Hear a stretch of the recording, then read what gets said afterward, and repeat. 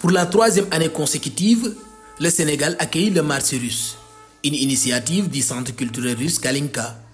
L'objectif principal de cet événement est d'offrir aux Sénégalais l'opportunité de goûter aux produits russes. Il y a 3 ans de cela, on a commencé à faire chaque décembre, première semaine de décembre, on essaie d'amener quelque chose. La première année, on n'a amené que ce que nous avions parce que ce n'était pas évident. La deuxième année, on a eu un petit peu plus parce qu'on a pu voyager en Russie et revenir et amener beaucoup de stock avec nous. Et cette année, on a fait un pas de plus parce que tout ce que vous voyez ici, ce sont des entreprises qui nous les ont envoyés. Parce qu'entre-temps, et surtout grâce au Forum Russie-Afrique, dans lequel on a eu à rencontrer des agences d'investissement régionaux et des partenaires qui voulaient venir en Russie, au Sénégal plutôt et en Afrique de l'Ouest, ils ont pris sur eux, ils ont pris conscience que s'ils ne viennent pas, l'Afrique ne s'ouvrira jamais pour eux. Le marché russe au Sénégal connaît un succès croissant cette année, avec des entreprises surmontant les défis logistiques et douaniers pour offrir une expérience enrichissante de la culture et de la gastronomie russe aux Sénégalais. Cette année, on est très contente parce que justement, ces entreprises ont fait cet effort. On a pu apprendre les procédures de partenariat à faire, les contrats à faire, la logistique, parce que ça aussi, surtout avec ce qui se passe actuellement entre l'Europe et la Russie, ce n'était pas évident.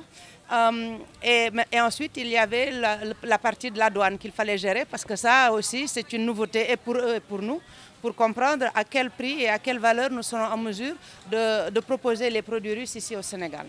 Le marché russe au Sénégal offre une palette gustative variée avec du pain noir, du thé de diverses régions russes, marquant un premier pas vers une expérience authentique de la cuisine russe dans la région. Nous avons amené du pain noir qui était très populaire, était le premier à disparaître. Nous avons amené du thé de 3 régions différentes, notamment Tatarstan, la Mordovie et de la région de Moscou.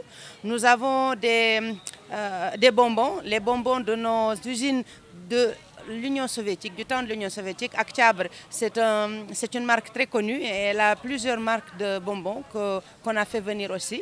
On était très contents parce que c'était mon enfance, donc je n'ai pas dit non. Ensuite, nous avons des saucisses qui viennent d'une grande usine très connue qui est Cherkizo. Et malheureusement, ils ont été coincés en douane. Ça fait partie comment on appelle ça, des expériences que l'on a apprises. Et on est en train de gérer ça. Inch'Allah, ce sera là à partir de lundi. Et bien sûr, on a un petit peu de tout. Mais la différence est que, comme on s'est concentré sur les entreprises et qu'il fallait que les entreprises prennent sur elles et qu'elles amènent, la variété qu'on aurait souhaité avoir n'est pas celle qui est là pour le moment. Mais c'est déjà un premier pas. Vous savez, tout se construit doucement.